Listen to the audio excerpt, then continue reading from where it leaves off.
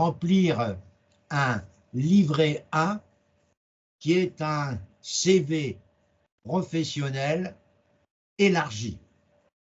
Un certain nombre de personnes présentes aujourd'hui ont déjà, pour les uns et les unes, rempli leur livret A.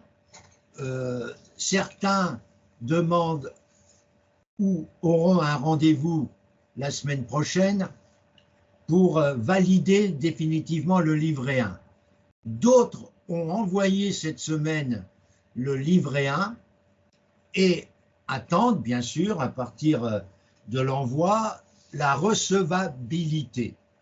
Sans cette recevabilité, vous ne pouvez pas forcément passer le DEC-VAE. Quel est l'intérêt de cet examen qui s'appelle livret A? L'intérêt de cet examen, c'est de voir si, au niveau de votre ancienneté professionnelle, si au niveau des travaux, surtout que vous avez décrits dans ce livret A, vous avez les possibilités de déposer.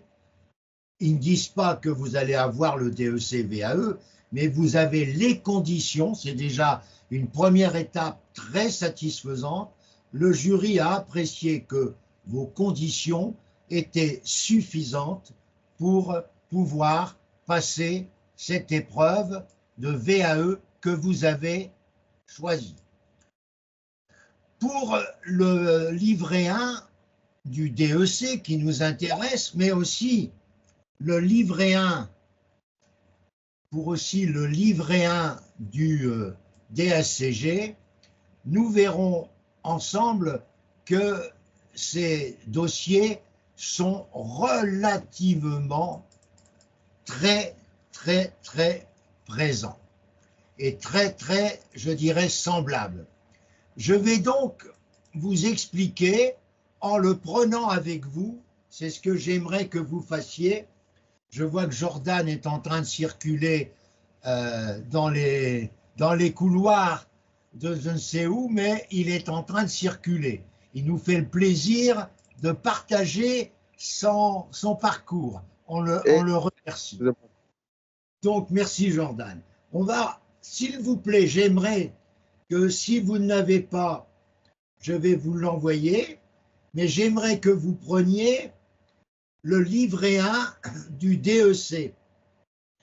En effet, j'ai décidé et j'ai proposé, j'ai décidé, mais c'est vous qui allez rebondir sur mes propositions, j'ai décidé pour l'année 2025 de faire une, je dirais, une proposition complémentaire à mes travaux des années précédentes.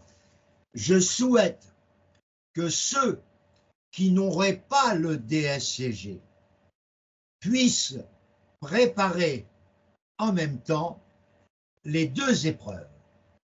Pour moi, ça va entraîner, je vous le dis honnêtement, beaucoup plus de travail, car en effet, il y a des éléments particuliers au DSCG que je ne trouve pas forcément pour le DEC, ce qui va forcément m'entraîner à d'autres travaux supplémentaires. Mais je le fais parce que j'adore cette formation et j'aimerais que cela soit apprécié.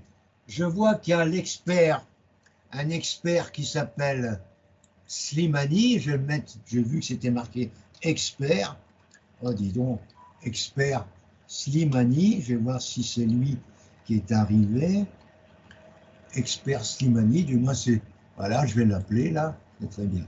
Donc je disais que nous allons remplir ce matin, nous allons regarder ensemble le livret 1 et l'adapter par la suite lors de rendez-vous individuels que vous aurez le plaisir de pouvoir prendre avec moi et le plaisir partagé. Je salue l'arrivée de nouveaux qui sont en train de nous rejoindre. notre ami que je vois, qui est déjà expert à travers le nom qu'il a mis sur son adresse Skype, c'est tout à fait bien.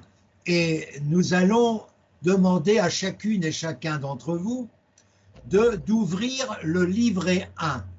Certains l'ont peut-être pas.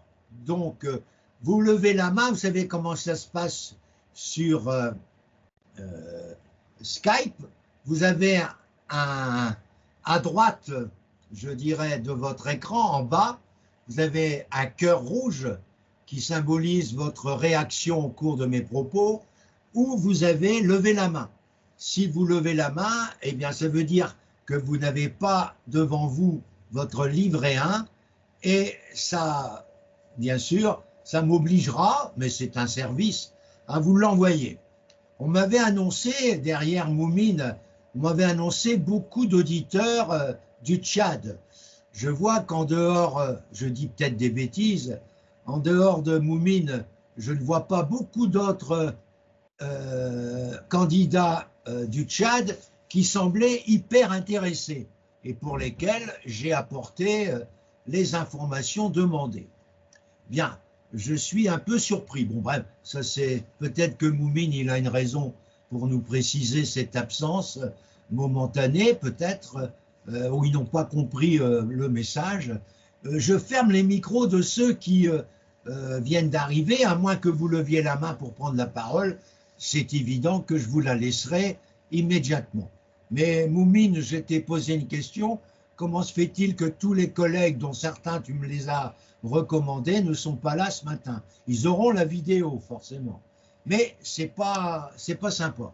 Bref, alors je reviens et je suis à la page 1 du livret 1 du DEC. On verra tout à l'heure le livret 1 du DSCG pour ceux qui sont intéressés. Je rappelle que pourquoi j'ai proposé ces deux épreuves? Parce que le calendrier nous le permet. En effet, je reviens sur le calendrier, un calendrier que j'aimerais devancer par rapport aux dates limites. Je m'explique. Pour le DEC, la date limite du dépôt du livret 1, c'est le 31 janvier 2025.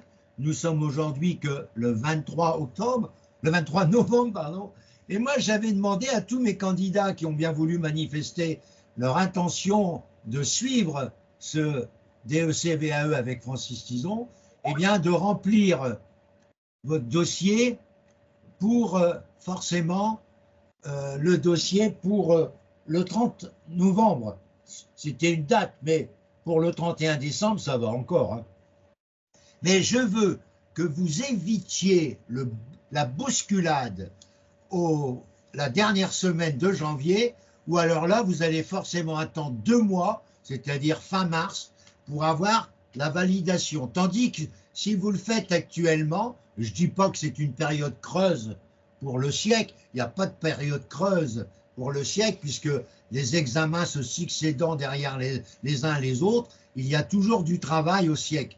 Mais c'est plus facile d'obtenir un retour, comme par exemple Aurélie qui est avec nous ce matin, qui a eu son retour même pas dans le mois qui suivait, un petit peu dans le mois, mais pas 2 mois.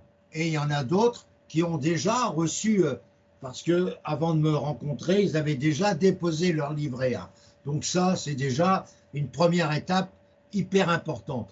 Donc je reviens maintenant sur l'examen du livret 1 du DEC. La première page, c'est nom, prénom du candidat. Bien sûr, ça ne nécessite pas de choses à expliciter. La deuxième page, c'est le mode d'emploi que vous avez certainement lu, qui est pour moi un CV amélioré. Et la deuxième page, c'est toujours pareil. La troisième page, c'est les explications concernant vos différentes expériences professionnelles et le statut dans lequel vous étiez, salarié ou non salarié, voire bénévole. Parce que si vous êtes dans une association et que vous êtes par exemple le trésorier ou le président, c'est tout à fait intéressant de préciser ces activités. Donc là, on vous rappelle que vos justificatifs devront être mis à la fin de votre livret 1 qui n'est pas envoyé par courrier mais envoyé par courriel. Je vous rappelle à propos d'associations que vous avez tout intérêt, pour des raisons à la fois formation et financière, d'adhérer à l'annexe. L'annexe, qu'est-ce que ça veut dire? C'est l'Association nationale des experts comptables stagiaires que la France a organisée, cette association, depuis de nombreuses années. Quel est l'intérêt d'adhérer à l'annexe? Eh bien, vous allez recevoir des informations concernant nos examens dans des conditions très fréquentes. Vous allez avoir de nombreux webinaires pour l'UV1, l'UV2, l'UV3, gratuits ou pour des sommes dérisoires. Ça veut dire que votre cotisation que vous allez supporter pour adhérer à l'annexe sera très vite, mais très très vite, récupérée. Et vous avez des annexes par région si vous habitez un territoire français, mais vous avez pour les amis étrangers une annexe, un groupe d'annexes qui est annexe étranger. Donc là, si vous allez sur le site de l'annexe, vous allez aller sur l'intitulé annexe étranger et vous allez préciser que vous préparez un DEC VAE en 2025 avec DFT ou avec Pierre-Paul Jacques et que vous voulez adhérer à l'annexe compte tenu que vous êtes sur la voie du diplôme d'expertise comptable. Et vous aurez bien sûr un versement à effectuer autour de 70 € ou 75, mais qui sera très très très vite récupéré. Nous arrivons tranquillement, mais sûrement, à la page 4. La page 4, c'est votre état civil. Je ne vais pas vous le dicter. Donc, l'état civil et le code postal et l'adresse qui, pour l'instant, est l'adresse qui va recevoir vos différents éléments. Ensuite, vous devez préciser si vous êtes actuellement en situation d'emploi, en situation d'inactivité ou éventuellement, c'est pas une tare, en recherche d'emploi. Chacun peut avoir des sursauts dans sa vie ou des accidents dans sa vie qui peuvent expliquer que nous sommes à la recherche d'une nouvelle situation. Je vous rappelle que pour les Français, France Travail, jusque l'année 2024, assurait une couverture pour ces candidats inscrits à France Travail. Pour ceux qui ne savent pas ce que ça veut dire, c'est l'ancien Pôle emploi. Ils ont accompagné ces candidats avec un concours financier non négligeable que je n'ai toujours pas perçu, je vous le dis, puisque j'ai 2 candidats et voire 3 qui sont inscrits à France Travail. Ils ont terminé leur formation, mais je n'ai toujours pas eu 1 centime de France Travail. Mais je dois vous dire que France Travail dépasse largement mon tarif de 4 000 € que je propose avec 3 sessions consécutives. Je rappelle 3 sessions consécutives et je dois mettre en garde parce que j'ai le cas de DEC traditionnels. Moi, j'ai des DEC traditionnels qui sont avec moi depuis 2022. Vous allez me dire, c'est bien, oui, c'est des gars ou des dames qui ont passé le DEC VAE, ils ont validé les 2 UV1 et 2 par la VAE et ils ont un mémoire à préparer qui aurait dû déjà être soutenu au plus tôt en novembre 2023 et etc., etc.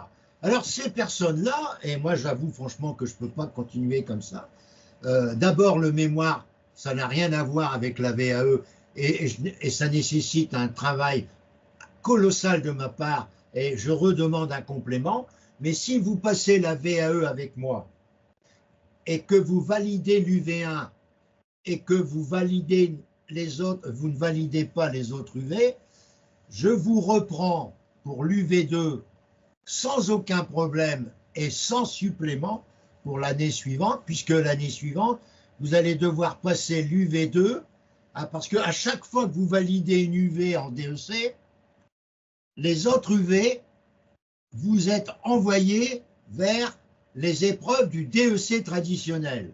Ça a été le cas de 10 candidats en 2022 sur mes 15. Il y en a un, puisque j'avais 11 satisfactions sur 15 en 2022.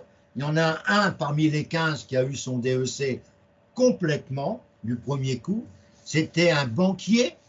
Et voyez-vous, ce n'était pas un gars de cabinet comptable. En 2021, le profil du candidat, de la candidate qui a été reçue, c'était également une collaboratrice bancaire qui travaillait dans l'audit. Son collègue qui a eu connaissance de l'audit VAE par cette personne s'est inscrit en 2022 et il a eu donc son DEC dans le même service que sa collègue en 2021. Vous allez me dire c'est une coïncidence. Et celui qui en 2023 a eu son DEC du premier coup, c'était un candidat qui avait une grosse carrière professionnelle en expertise. Il était marocain au Québec avec un CV assez costaud par rapport à ce qu'il faisait.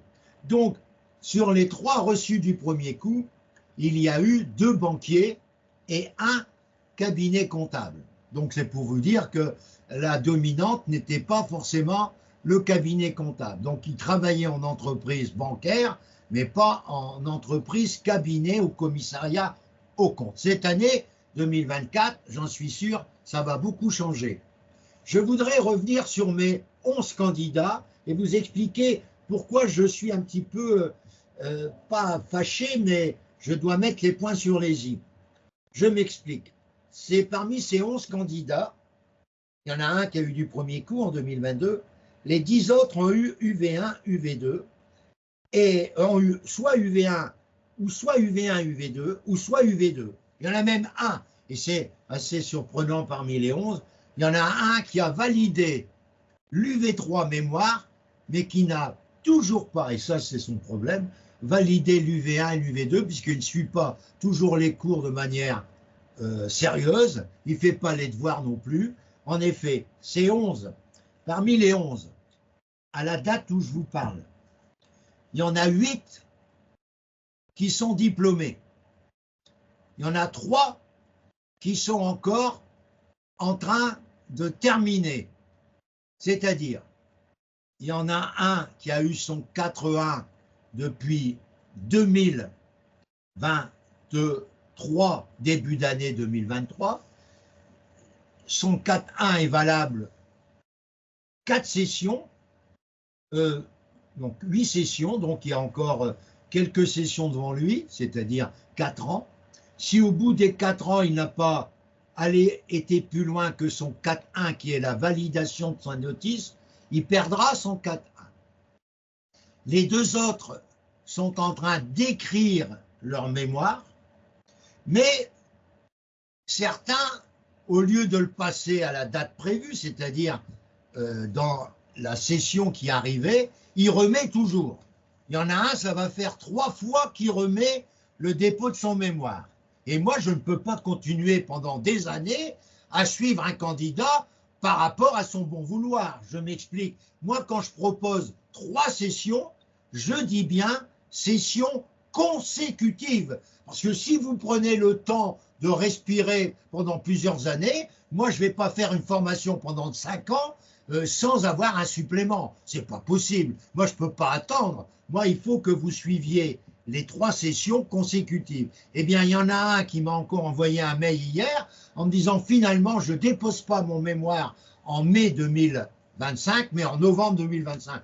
Moi, depuis 2022, ça va faire 3 ans et plus, je ne vais pas le continuer sans arrêt comme ça. Non, je vais lui dire que moi, je veux bien que tu décales encore de 6 mois, mais il y aura un supplément, parce que si tout le monde fait comme toi, eh bien, dans 10 ans, je suis encore en train d'attendre pour faire passer les examens. J'ai bien dit consécutive et je n'irai pas en dehors de cela. Voilà. Donc, il y en a un qui est en difficulté avec moi. Je ne pourrai pas le suivre de manière aussi impressionnante en durée, sauf qu'il paye un supplément, ça, vous l'avez bien compris. Mettez-vous à ma place aussi, si tout le monde fait comme ça, eh bien, en l'an 2000, si Dieu le veut, parce que j'ai quand même un problème d'âge, en 2040, je suis encore en train de suivre des candidats. Parce que l'avantage, et ça c'est un avantage très important, quand vous êtes en VAE, les UV validés, je vous le rappelle puisque certains le savent, c'est des UV validés à vie. Et ça c'est génial. Quand vous validez une UV, quel que soit le temps que vous allez mettre en dehors des relations avec Francis et DFT, en dehors de ces relations-là, tout ce que vous allez faire par la suite vous donne une durée illimitée, vous l'avez à vie, et donc vous êtes titulaire d'UV qui sont votre propriété toute votre vie. Alors ensuite, sur la page 4 de ce livret 1, vous avez donc à marquer situation d'emploi, etc. Êtes-vous de l'assurance chômage, etc. À vous de voir. Bien. Certains candidats qui étaient à France Travail n'ont pas rempli comme quoi ils étaient à France Travail. Ils ont voulu garder, c'est leur problème, hein, c'est peut-être aussi un moyen de démontrer qu'ils sont toujours en cabinet. C'était des gens qui étaient en cabinet, qui n'ont pas voulu montrer qu'ils étaient dans leur déclaration à France Travail. Mais je rappelle, et ça c'est quelque chose qui est important, France Travail, pour ceux qui seraient éventuellement concernés, et ça c'est quand même un peu dommage, n'aime pas la VAE forcément. Parce qu'ils disent qu'il y a d'autres moyens de financer la VAE, ils n'aiment pas trop. Donc ils financent que les examens traditionnels. Alors pour ces candidats-là de France Travail, je n'ai pas triché, ils sont pour la plupart, ils ont fait un dossier, il y en a un des deux qui a fait un dossier, mais c'est les mêmes examens, qui a été agréé avec le DEC traditionnel. Donc, on a fait tout un ensemble de travaux et de propositions de plans de travail avec le DEC traditionnel, mais qui rentre, et je n'ai pas de critique particulière, qui rentre dans les mêmes profils que le DEC VAE. Donc, une fois que vous avez reçu cette page 4 et que vous avez entendu tout ce que j'ai dit, vous êtes à la page 5. Alors, à la page 5, c'est par rapport à votre cursus académique. Alors, il est évident que le cursus académique n'est pas l'élément décisif pour valider l'UV1. Ce qui est décisif, c'est la qualité de vos expériences, la durée et le contenu de vos expériences. Mais malgré tout, pour la plupart d'entre vous, que j'ai vu rapidement les dossiers, vous avez dernière classe suivie, certains ont des masters ou des licences professionnelles, on va les mettre dans la même catégorie, c'est-à-dire on va les mettre dans la catégorie que vous allez remplir pour les uns et les autres, dans la catégorie 6, c'est-à-dire dernière classe suivie avec un petit 1 entre parenthèses, vous mettez 6. Ensuite, le diplôme que vous préparez, le plus élevé à obtenir en France, et qui est celui que vous préparez, il a le niveau 8.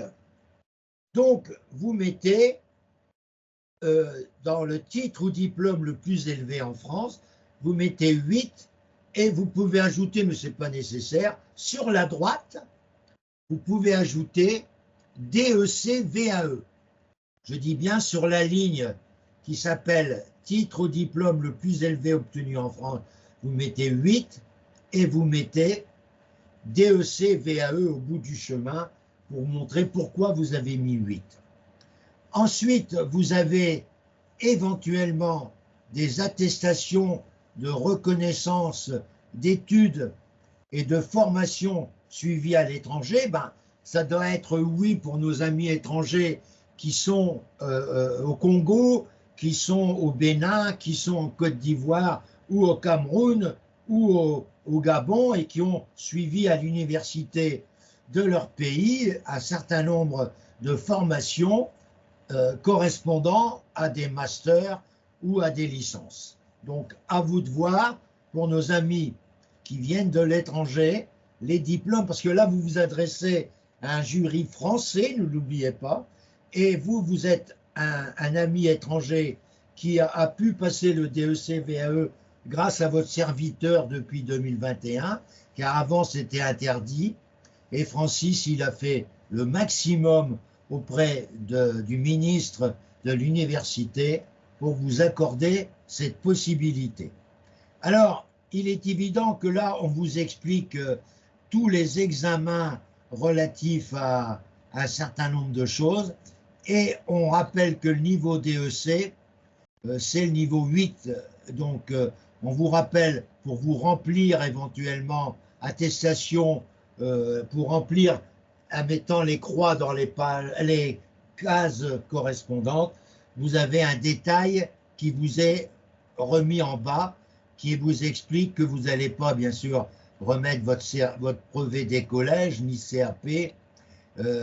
Vous allez remplir particulièrement le 6 et le 8, et voire, pour certains, il y en a, hein, le 7 également, que vous avez, 7, etc., etc. Donc là, ce n'est pas quelque chose de décisif, parce que pour moi, malheureusement, ce n'est pas toujours le cas pour certains jurys, parce que vous avez dans un jury DEC ou DSCG, vous avez toujours des représentants de la profession, et comme c'est des diplômes universitaires, vous avez des représentants de l'université. Alors quand vous avez des représentants de l'université dans un jury de DEC ou de DSCG, ce sont des personnes qui ne visent que le répertoire académique. Et ça, c'est quelque chose que je critique depuis des années que le DEC et VAE fait partie de mon quotidien.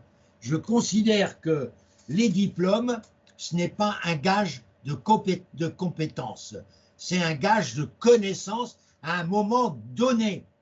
Et ce n'est pas un gage de compétence. Moi, je préfère vous rappeler que j'ai été formé théoriquement par des profs pour apprendre la compta, l'économie, l'informatique, l'anglais, etc. Mais j'ai vraiment appris mon travail sur le terrain par des autodidactes qui n'avaient pas beaucoup de diplômes en compta, mais qui avaient une richesse que moi je n'avais pas quand je suis arrivé comme stagiaire expert comptable. Et à l'époque, c'était la comptabilité par décalque. J'avais jamais suivi lors de mes cours théoriques la comptabilité par décalque. Je découvrais le monde de l'entreprise. Je ne savais même pas qu'il y avait des journaux auxiliaires en comptabilité. Et c'est tous ces gens-là qui m'ont expliqué le travail de cabinet. Sans ces gens-là, j'aurais été toujours, je dirais, un théoricien qui aurait pu vous parler de conso, de monnaie étrangère, etc., mais qui ne savait pas faire la comptabilité d'une boucherie-charcuterie ou d'une boulangerie avec des colonnes spécifiques à ces métiers pour analyser la vraisemblance fiscale, mais aussi donner à ce boulanger ou à ce boucher des outils de gestion. Ça, on ne me l'avait jamais expliqué au niveau de mes cours théoriques. Et c'est là où vous constatez que l'expérience est quelque chose de fabuleux pour la formation des futurs experts comptables. Je reviens tranquillement et je descends avec vous à la page correspondante, mais elle est bloquée, je ne sais pas pourquoi. Je vais la débloquer, j'espère. Elle est bloquée, c'est pas... Non, je la débloque.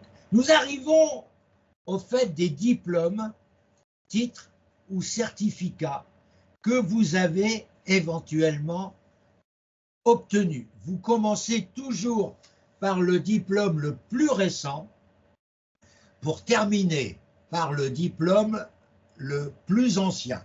Quand je dis le diplôme le plus ancien, permettez-moi, s'il vous plaît, chers amis, de vous arrêter uniquement pour les diplômes au-dessus du baccalauréat.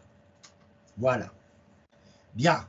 Mais, je dis mais quand même, il y a des candidats qui n'ont pas beaucoup de cursus académique, mais qui ont que le bac et qui peuvent passer le DEC, car ils ont 46 ans, ils ont 20 ans d'expérience et ils sont toujours montés en grade à tel point qu'aujourd'hui, certains d'entre eux, avec un baccalauréat, occupent les fonctions de directeur de cabinet de 20 personnes dans un groupe qui a 102 cabinets. Alors comment se fait-il qu'une personne qui n'a pas de diplôme supérieur au baccalauréat soit, eh bien, on va l'expliquer par la suite à travers ses expériences professionnelles. Donc, le cursus académique, à mes yeux, il est normal qu'il soit présenté, mais il n'est pas décisif. Sauf, je répète, qu'à l'oral, on a toujours des dérapages. Je vais vous donner un dérapage pas plus tard qu'hier.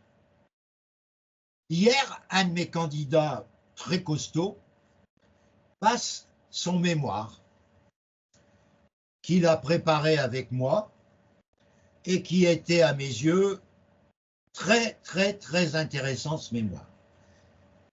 Il est interrogé par deux universitaires. Je dis bien comment il n'a pas su les noms, mais les gens lui ont dit ce qu'ils faisaient. Ils étaient tous les deux profs d'université. Vous savez que au DEC traditionnel pour le mémoire ou au DEC VAE, la règle est la suivante.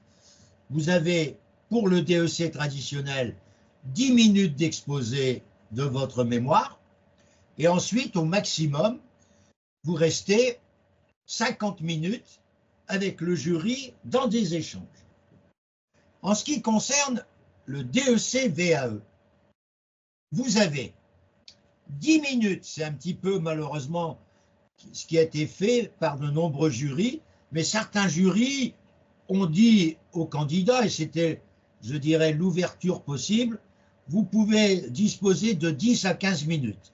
Donc il y a des candidats qui ont eu ce préambule du jury en DEC VAE, et il y en a qui ont dit c'est 10 minutes. Donc voyez-vous, le jury aurait quand même dû se déclarer tous sur le même niveau, et moi je préfère 15 minutes pour le DEC VAE que 10 minutes. Bon bref, je reviens pour le DEC VAE, 10 ou 15 minutes, et ensuite vous avez soit 30 minutes ou 25 minutes d'échange. Si vous avez, parce que 25 minutes, non, 30 minutes ou 35 minutes d'échange. Parce que le total en DEC VAE par rapport aux convocations de chaque candidat, c'est 45 minutes. Avouez que juger un candidat à travers 45 minutes de rencontre, ça peut paraître, à mes yeux, nettement insuffisant. Mais il y a un mais qu'on va préparer ensemble. Actuellement, on est en train de préparer le livret 1, mais ce qu'on va devoir préparer à fond la caisse, qui va nous prendre plusieurs mois, c'est le livret 2.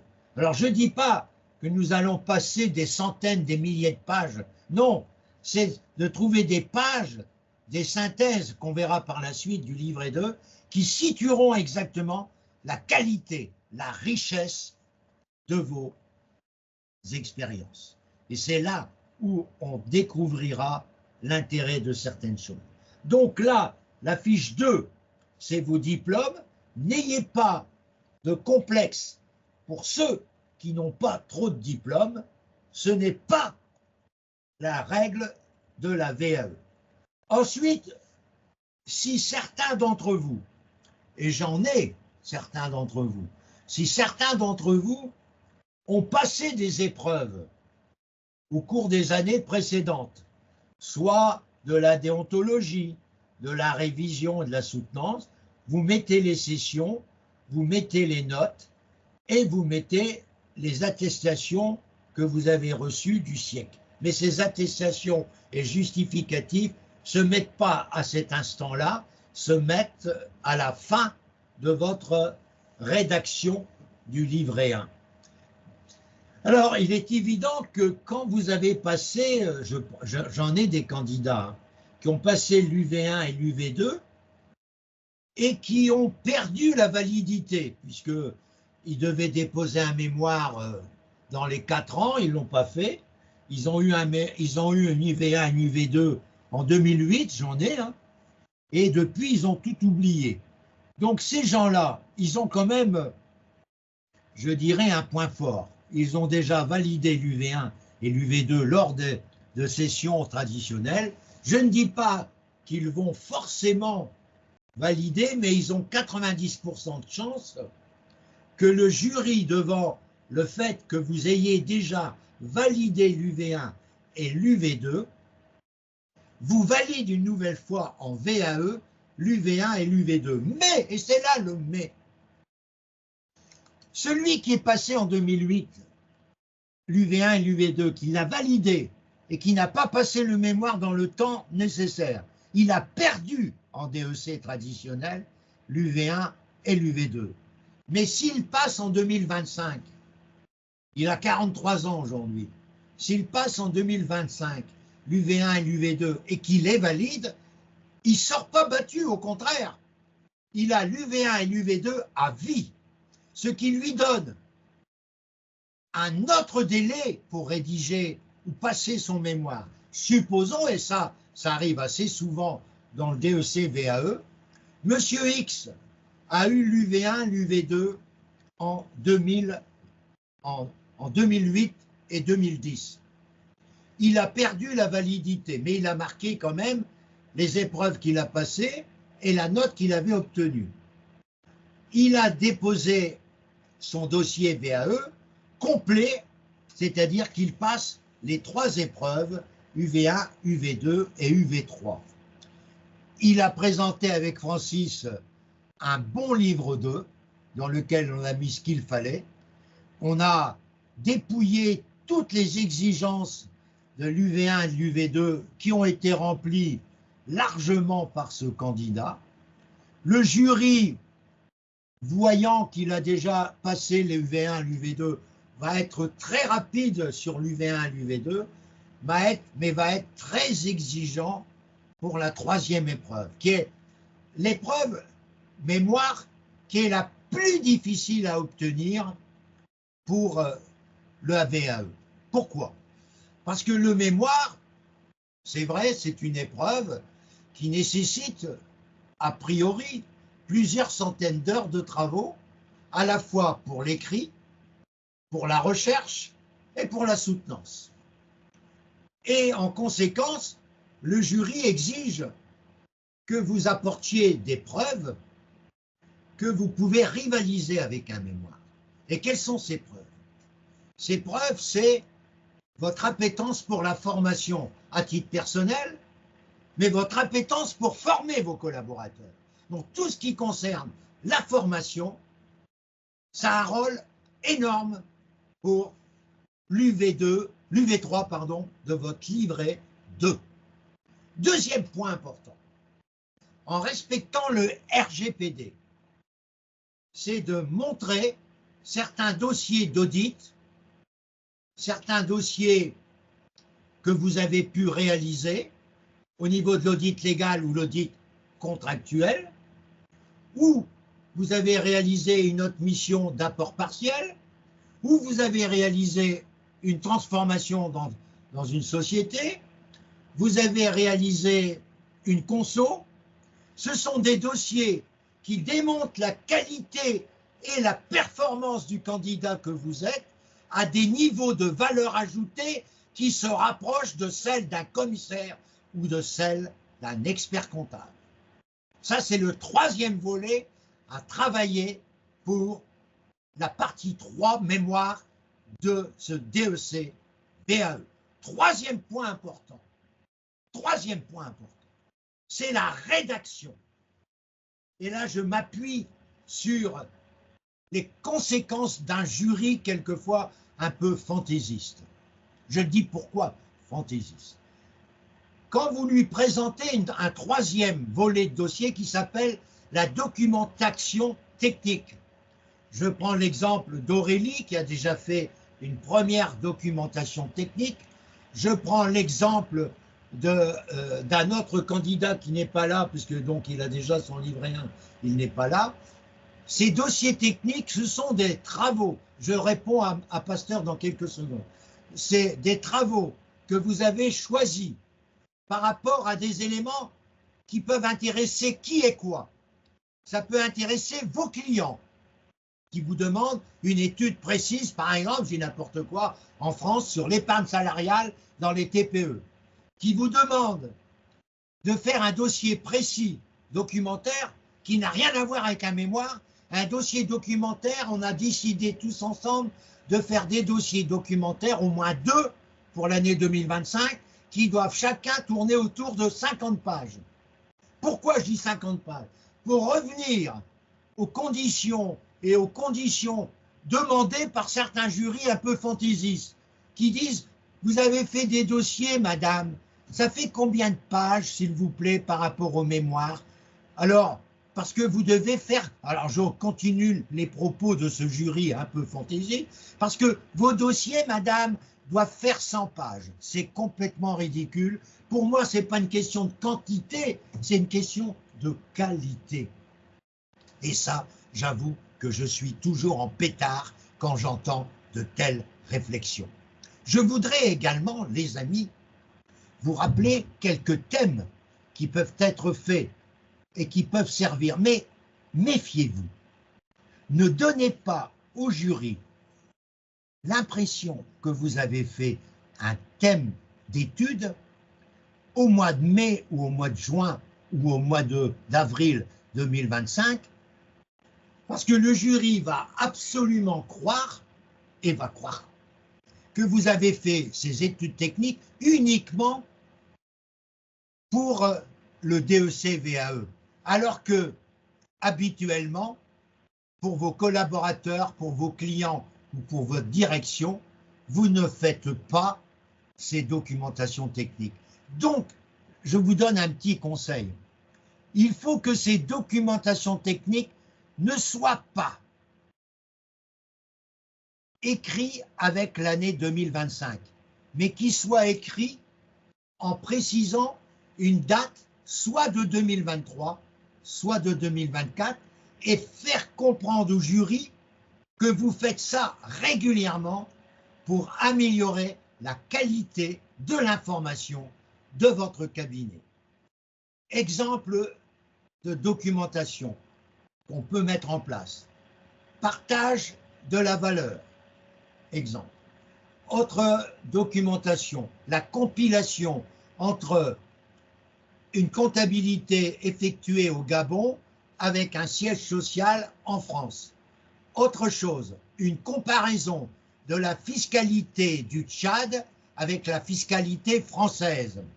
Autre chose, l'importance des ONG en Afrique et comment devenir un expert comptable ayant des missions ONG. Je peux vous en donner des thèmes. Ces thèmes, les amis, vous pouvez copier pour faire ces documentations techniques. Vous n'avez pas à affronter ce que vous connaissez tous et qui est forcément critiqué et qui est forcément pénalisé, c'est le fait, et vous le comprenez, c'est l'infraction que nous avons constatée dans les mémoires de certains candidats qui n'ont pas hésité à copier des extraits d'autres mémoires pour faire leur mémoire. C'est ce qu'on appelle le plagiat. En mémoire, moi j'ai un candidat qui m'a roulé dans la farine en 2022. Il avait fait un mémoire que je considérais comme très bien, mais moi je n'avais pas à l'époque l'anti-plagiat. Je l'avais accompagné, je pensais que c'était lui. Et pour d'y finir, j'étais un peu naïf, il avait 27 pages qui étaient tirées d'un mémoire qui avait été déposé 2 ans auparavant. Comme le siècle est doté d'un logiciel extrêmement puissant, ils ont trouvé ces 27 pages. Et en conséquence, comment s'est passée la soutenance? Voilà comment ça s'est passé. Bonjour monsieur, asseyez-vous. Monsieur, notre rencontre va être très courte. Vous n'êtes pas sans savoir que le siècle est armé d'un logiciel très puissant. Et malheureusement pour vous, monsieur, notre sondage est tombé sur vous. Et de la page 32 à la page 61, c'est la copie d'un mémoire. Donc, vous êtes en faute.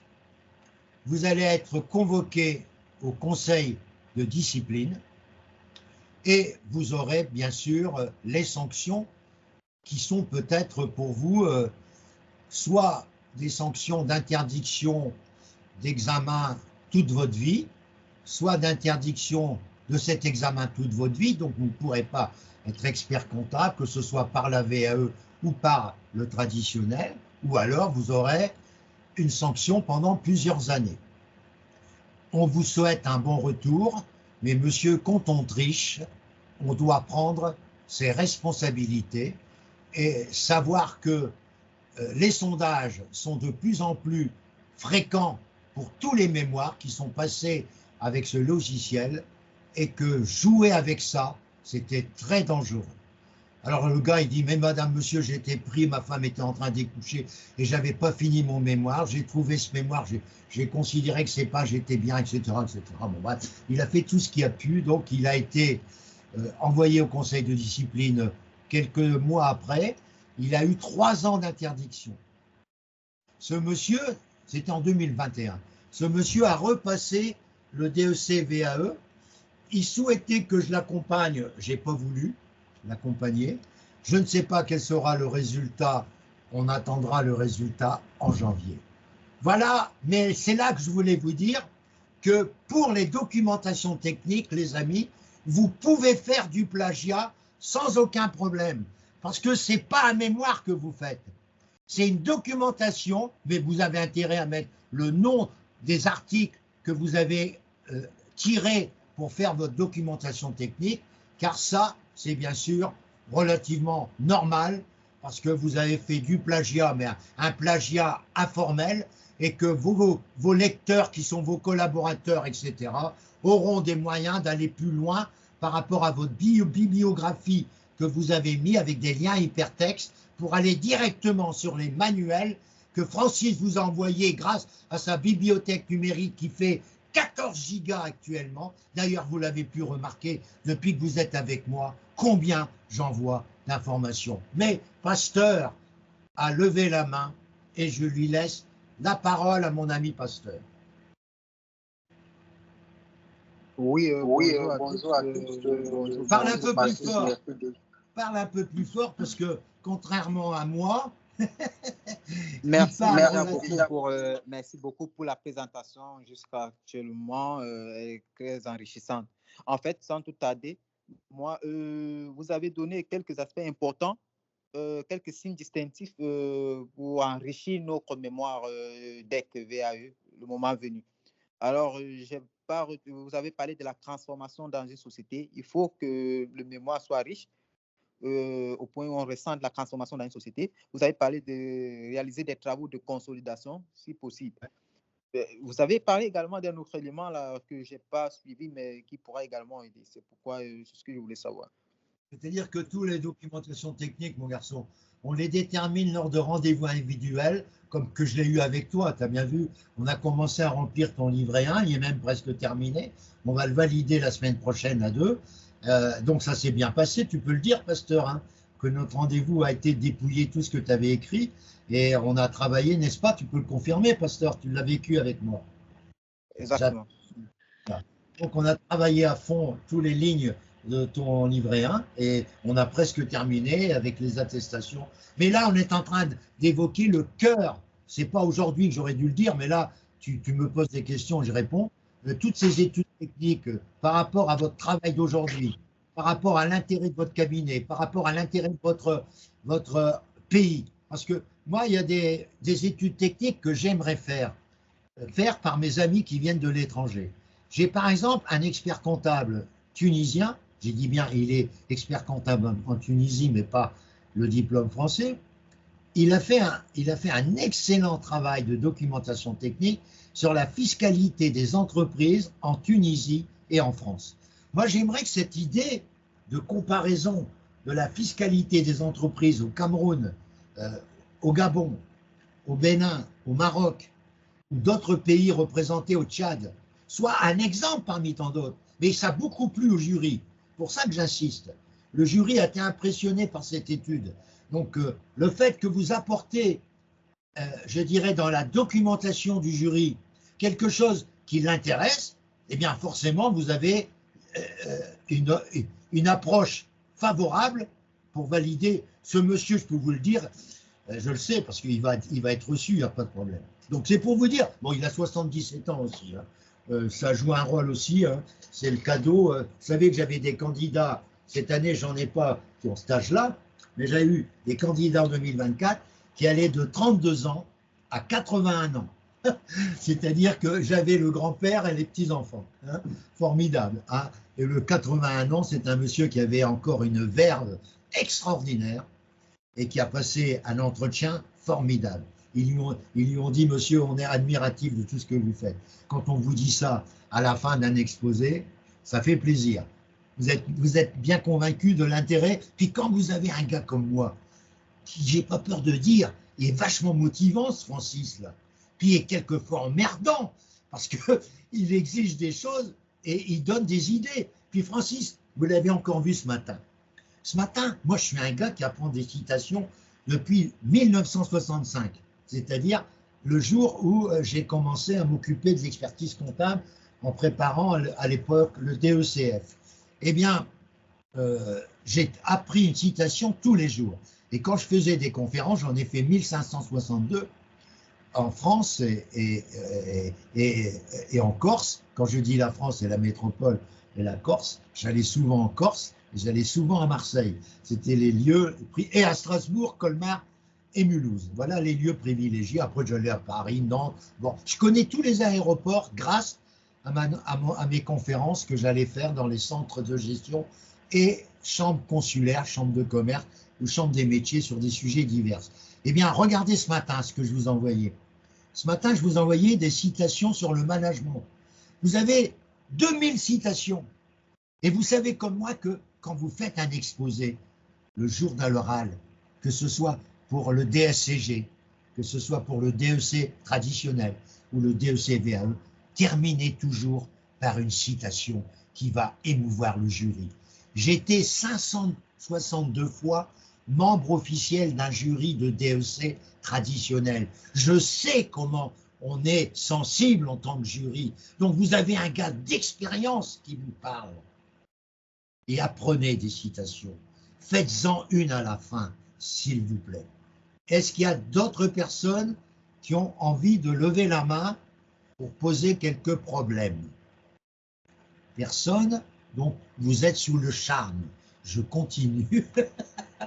Je continue donc. Là, vous avez rempli la page 6 et nous descendons. Nous descendons et c'est là où c'est très important que je vais remplir avec vous. Vous allez commencer avec un modèle, mais on va le faire ensemble, gestion de portefeuille, audit, ceci, les appellations, je vous montrerai les livrets 1, quand on va aborder le problème de cette page, je vais vous apporter des livrets 1 qui ont été validés l'année dernière ou qui ont été validés cette année. Comme ça, vous vous rendrez compte de comment on a rempli ces pages en commençant toujours par la plus récente pour terminer par la plus ancienne.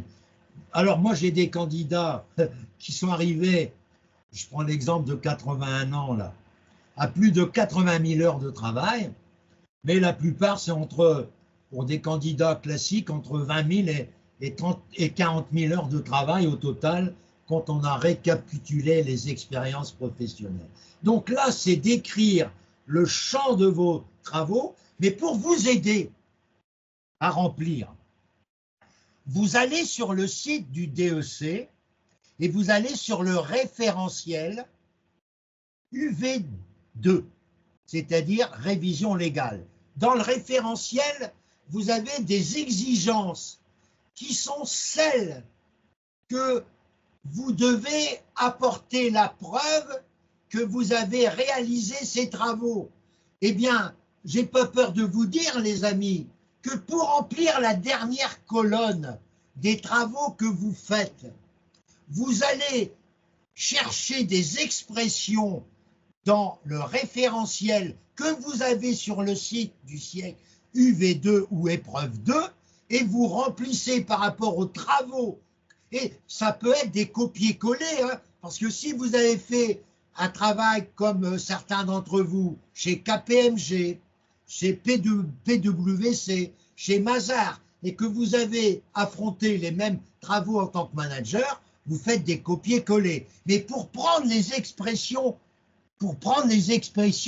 qui sont acceptées par le jury, vous allez les prendre dans le référentiel UV2 qui vous parle de gestion de ceci, de l'audit de cela. Si ça correspond aux travaux que vous avez effectués, vous n'avez plus qu'à remplir sans aucun problème.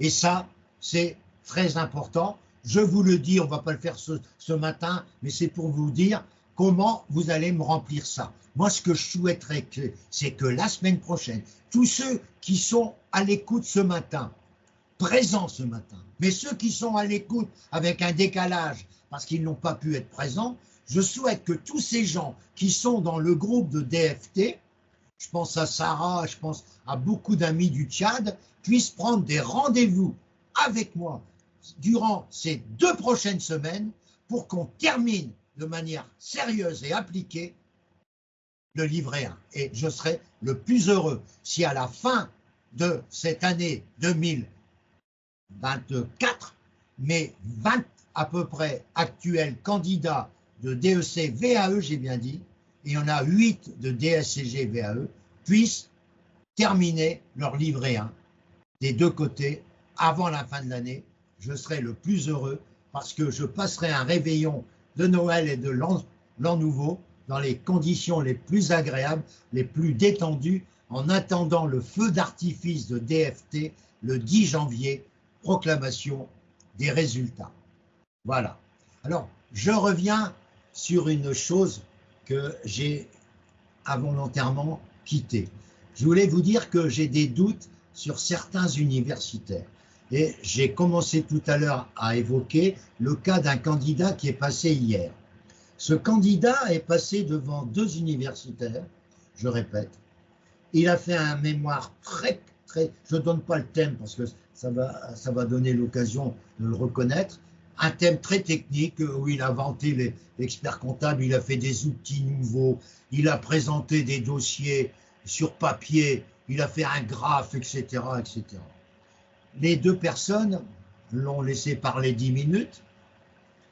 Et ensuite, écoutez-moi bien, il avait fait une lettre de mission en reprenant la lettre de mission a priori proposée par l'ordre, et ils ont passé plus de 20 minutes, donc ça fait déjà 10 à 15 minutes d'exposé, plus 20 minutes, vous voyez à quel point on en est, ils ont passé 20 minutes sur la qualité de la rédaction de la lettre de mission.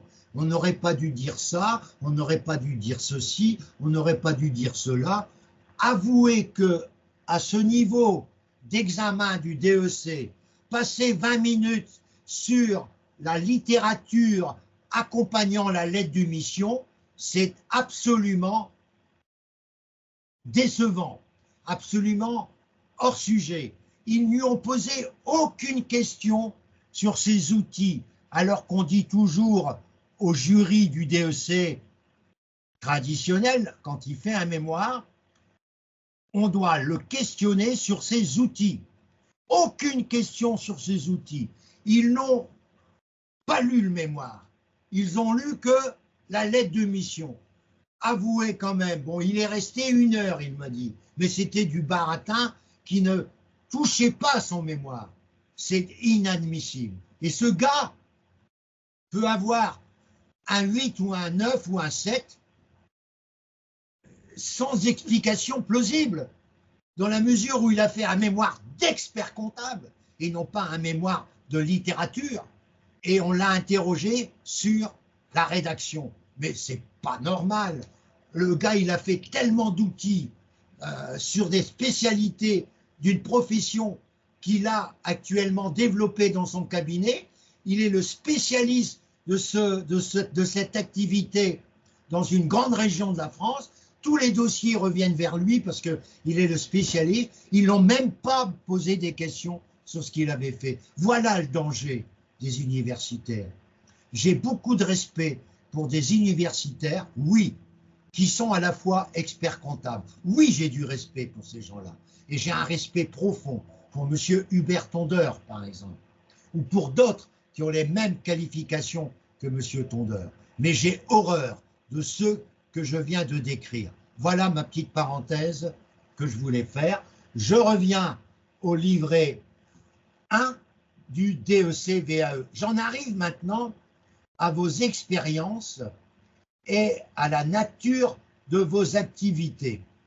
Alors là, je dirais, il y a beaucoup de répétitions que vous allez reprendre de l'activité que vous avez remplie dans le tableau précédent. Par contre, et c'est là où je vous demande de prendre des notes, c'est sur la documentation que vous utilisez pour vos travaux dans tous les métiers. Alors là, je ne vais pas vous indiquer les logiciels que vous utilisez régulièrement, ça c'est votre problème. Je suis à la page 9 et je voudrais vous aider à remplir la dernière colonne du tableau de la page 9. Et j'aimerais que vous notiez ceci que je vais vous dicter. Vous êtes prêts? Je sais que Pasteur ou Aurélie le savent, et Moumine aussi, ils les ont remplis déjà. Mais je prends l'exemple de nos amis qui sont là et qui découvrent Francis peut-être, pour certains d'entre vous, pour la première fois. Alors, j'aimerais rappeler que vous devez noter ceci. Alors, vous êtes prêts? Je vais dicter. Les Mémentos, édition Francis Lefebvre, Mémento au pluriel, édition Francis Lefebvre, Dalloz, D-A-2-L-O-Z. Ça, c'est la première petite tirée de documentation indispensable pour vous faire valoir votre documentation pour les jurys français. Autre petit tiré. Revue française de comptabilité, revue française de comptabilité du CNOEC France. Je répète, revue française de comptabilité du CNOEC France.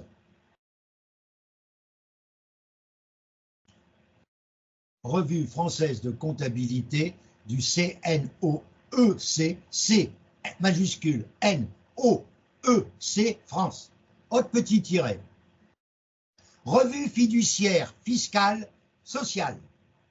Revue fiduciaire fiscale sociale. Revue fiduciaire fiscale sociale. Autre petit tiret. Revue fiduciaire comptable. Revue fiduciaire comptable. La plupart de ces revues sont envoyées par Francis, qui est abonné à tout, donc il vous envoie tout. Autre chose,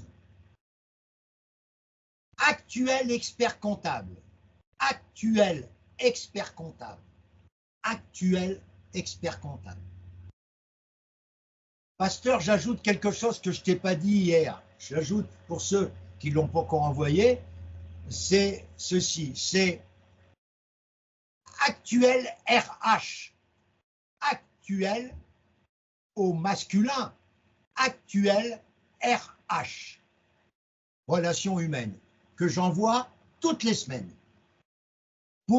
C'est des actualités quotidiennes, mais grâce à Cédric et à moi-même, parce que je suis abonné aux deux, on vous envoie chaque semaine. Cédric est un candidat formidable qui donne beaucoup d'informations à l'ensemble du groupe et qui est un DEC-VAE 2024, qui attend les résultats, bien sûr. Voilà, je continue. SIC majuscule, S-I-C, S-I-C majuscule, magazine du C-N-O-E-C, magazine du C-N-O-E-C. Autre chose,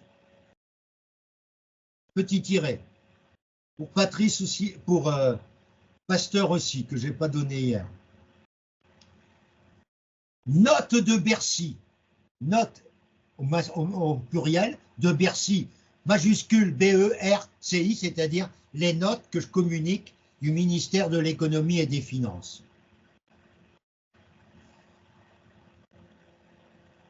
Autre chose.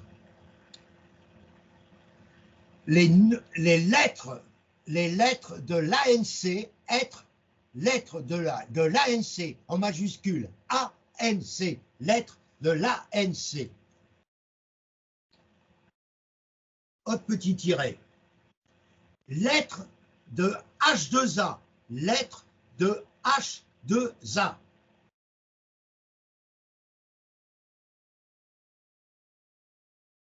Autre petit tiret. La CNCC formation, la CNCC formation France, la CNCC formation France, deux points, vous mettez web binaire et autres, web binaire et autres. Si vous êtes à l'annexe, la plupart des web binaires, c'est quasiment gratuit. Et c'est des webinaires formidables sur le commissariat aux comptes. Pour ceux qui n'ont pas trop d'activité commissariat aux comptes, ils pourront passer avec moi l'année prochaine par une épreuve orale, le certificat préparatoire aux fonctions de commissaire aux comptes. Nous allons le préparer et ça se passe au mois de juin. Certains de l'année dernière ont reçu ce certificat préparatoire par une épreuve qui a duré une demi-heure au centre de formation des commissaires aux comptes à Paris et vous avez eu, avec cet entretien d'une demi-heure qui vous a posé des questions sur votre... Vous avez un dossier à remplir, hein, mais vous allez avoir, je dirais, un label commissariat aux comptes qui va vous servir pour votre livret 2. Donc à l'époque, le 31 mai, vous n'aurez pas passé l'épreuve, mais vous aurez votre bulletin d'inscription à cette épreuve et vous le mettrez dans votre livret 2 pour prouver que vous intéressez au commissariat aux comptes. Et pour certains d'entre vous, à travers les réactions que j'ai déjà vues pour certains d'entre vous, ça sera une lapalissade d'obtenir ce certificat suite à une épreuve orale. Hein, le candidat qui a eu cette épreuve orale l'an dernier, c'est un gars de La Réunion, il a eu 18. Et c'est un gars qui n'avait jamais fait de commissariat. Mais grâce à tout ce qu'on... Et j'avais répété avec lui l'entretien, hein, j'ai pas peur de vous le dire, on avait fait 3-4 entretiens avant son passage. Voilà. Donc tout ça pour vous dire qu'avec Francis, je vous ouvre des horizons pour combler vos lacunes. Je termine par un autre document qui est les lettres de compta, compta comme compta, online, ON, et plus loin, line. C'est un site formidable et gratuit. Vous devez tous vous abonner aujourd'hui à Compta Online, qui est un partenaire gratuit de grande qualité et qui vous fait des articles formidables toutes les semaines, au moins 3 fois par semaine, qui sont à conserver. Ara m'a appelé, je vais l'appeler. Bonjour. Ah, il est là, c'est bien. Oh, j'allais t'appeler pour te présenter, mais je vois que tu es déjà là, donc je suis content. Ara est un monsieur formidable. Je vous explique pourquoi il est formidable. Parce que Ara et bien d'autres qui ne sont pas là ce matin, mais Ara, il est quelque part, parce que moi, je ne l'ai pas sur mon poste, là. Je ne sais pas comment il a fait pour... moi, je l'ai appelé quand même, parce que... Tu es sur une autre ligne, alors? Ça, c'est un de mes amis. Hein. Bon, ouais, c'est un de tes amis, c'est bien. C'est quelqu'un qui vient de s'expliquer. C'est mon ami Slimani qui vient de s'expliquer, qui que Ara est un de ses amis. C'est bien parce que tu es un ami formidable. Parce que Ara et puis tous ceux qui sont en train de m'écouter, je vais vous demander également pour ouvrir votre livret de bonjour Ara. J'étais en train de parler de toi, un de tes amis m'a dit je connais bien Arras, il est là grâce à toi en particulier. Monsieur Slimani, je lis son nom parce que je ne le connais pas encore. Et Ara est un monsieur qui a rendu énormément de services. Je m'explique. D'abord, il a impressionné le jury quand il a passé. Il a une grande expérience. Il a un petit peu plus que 3 fois 20 ans, donc il reste jeune. Et il a passé son DAE-DEC 2024 dans d'excellentes conditions avec un dossier livret 2 hyper solide. Mais pourquoi il était hyper solide? Parce que rien qu'à travers son expérience et la richesse de ses expériences, sa solidité sautait aux yeux, mais il a rendu beaucoup de services à des mémorialistes qui passaient des examens du mémoire. En effet, Ara, il a accompagné plusieurs candidats en mai 2024, dont un qui avait fait un mémoire sur le pétrole en tant que commissaire aux comptes, et Ara étant aussi un grand connaisseur du pétrole, il a aidé avec moi ce candidat qui a eu 14 au mémoire et qui a été dit expert comptable grâce à ce 14. Parce qu'avec un 14 au mémoire et les coefficients qui sont de 4 au mémoire, 3 en révision légale et 1 en UV1, ce candidat, grâce à son 14, a pu avoir largement son mémoire et je remercie Ara. Cette année, il a aidé également une candidate marocaine qui s'excuse auprès d'Ara. Elle m'a appelé hier. Je t'ai envoyé, elle était partie après son oral qui s'est bien passé. On lui a dit que c'était bien passé. Elle n'a pas eu trop de problème. Elle était partie en vacances parce que cette fille, depuis plusieurs mois, après le décès de son père, elle avait carburé, son père étant expert comptable, étant mort brutalement, elle a dû accélérer le passage de son DEC pour pouvoir assurer la continuité du cabinet. Donc elle était épuisée après son oral, elle était partie en vacances, elle est rentrée que voici 48 heures et elle m'a appelé et elle s'excuse et je pensais pouvoir t'appeler, je t'ai appelé mais tu n'as pas répondu, mais elle tenait à te remercier chaleureusement Ara, comme tu as été remercié par tous ceux, j'oublie des noms, hein, de tous ceux que tu as aidés. Eh bien, ce qu'a fait Ara, je demande, Aurélie le fait également, il y a d'autres candidats qui ont commencé à faire. Aurélie a accompagné pendant un certain temps notre ami qui passe demain, non, qui passe lundi matin un mémoire sur le bien-être dans les cabinets comptables.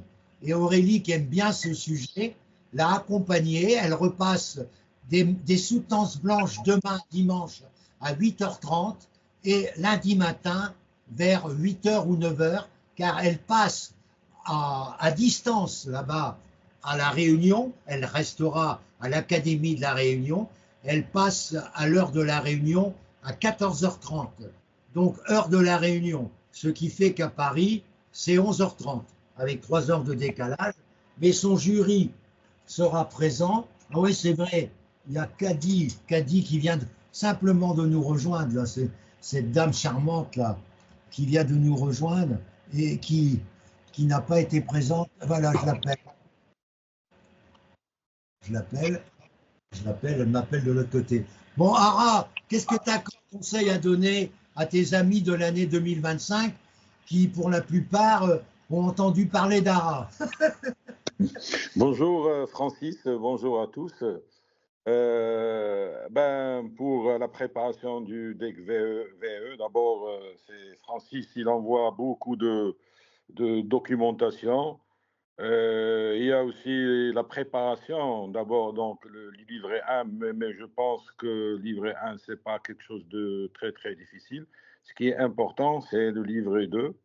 Il faut bien d'abord, au niveau de l'expérience, parce que la VE, c'est d'abord l'expérience. Bien sûr, il faut des diplômes, mais c'est l'expérience.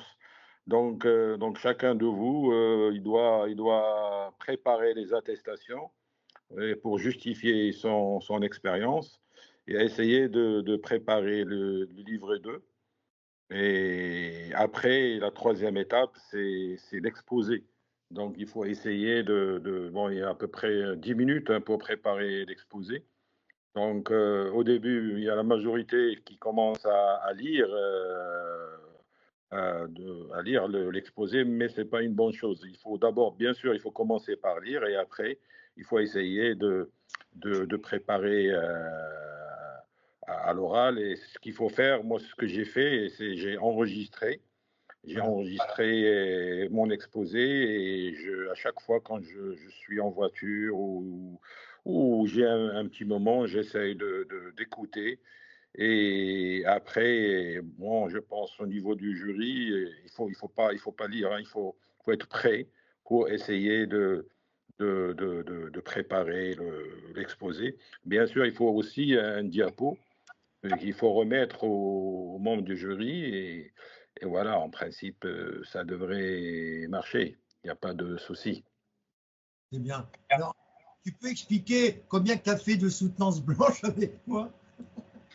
Ben, pour la soutenance blanche, j'en ai fait pas mal. Hein. Donc, il y avait un candidat, un deck traditionnel, bon, comme il avait dit tout à l'heure Francis.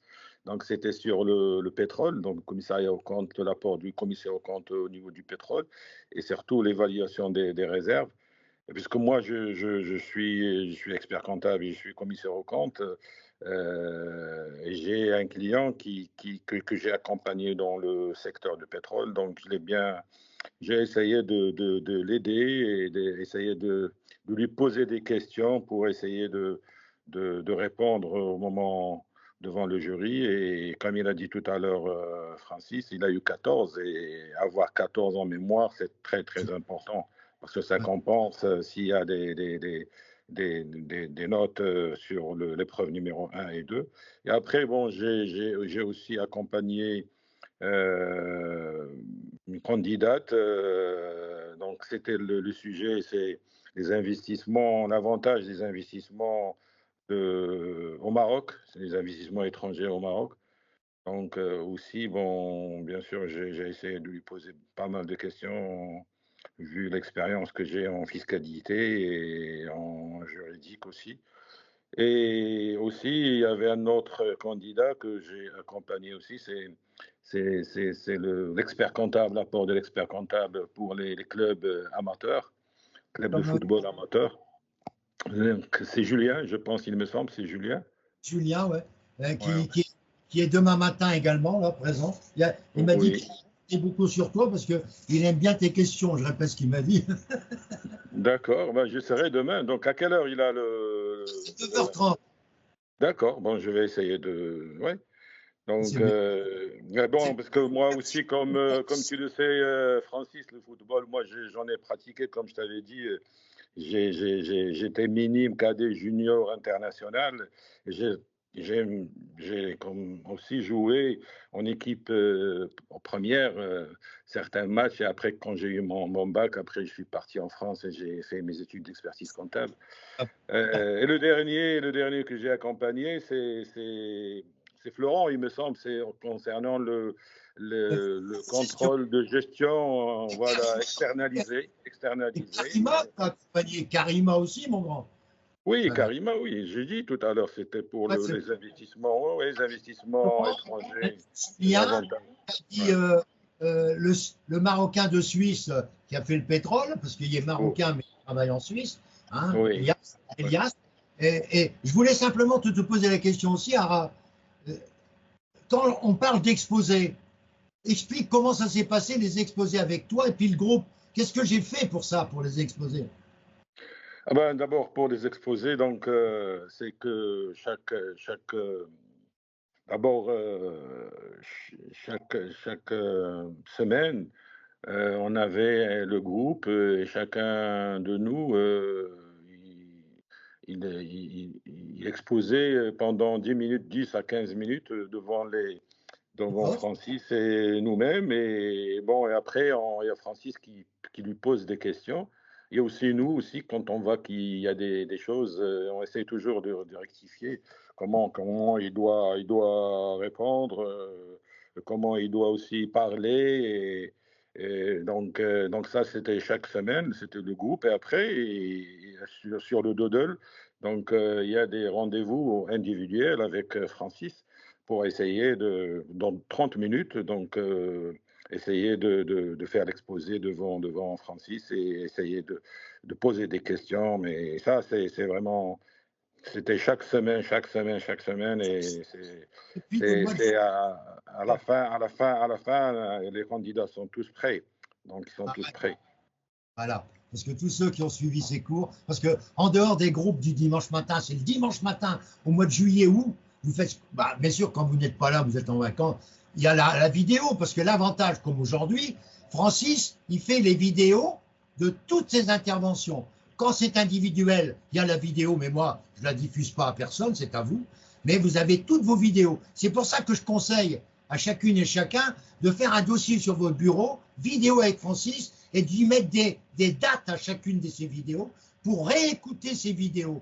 Et moi, je conseille aussi à tous mes candidats, comme l'a fait Ara, pour la déontologie que vous devez connaître par cœur, comme pour la déontologie du commissaire et de l'expert que vous devez connaître par cœur à l'oral, aussi bien pour le DEC traditionnel que pour le DEC VAE, pour les NEP et les NEP, les NP des experts et les NEP des commissaires, moi je vous conseille de faire que quand j'étais étudiant, j'avais un magnétophone aujourd'hui grâce à vos 10 appareils minuscules là, vous faites des enregistrements, vous lisez et vous enregistrez toute la déontologie du commissaire, toute la déontologie, vous faites des séparations bien sûr, pour séparer les différents enregistrements, vous lisez les NEP, les NP et les NEP, et vous les mettez sur un enregistreur, et vous les réécoutez 50 fois d'ici le mois d'octobre.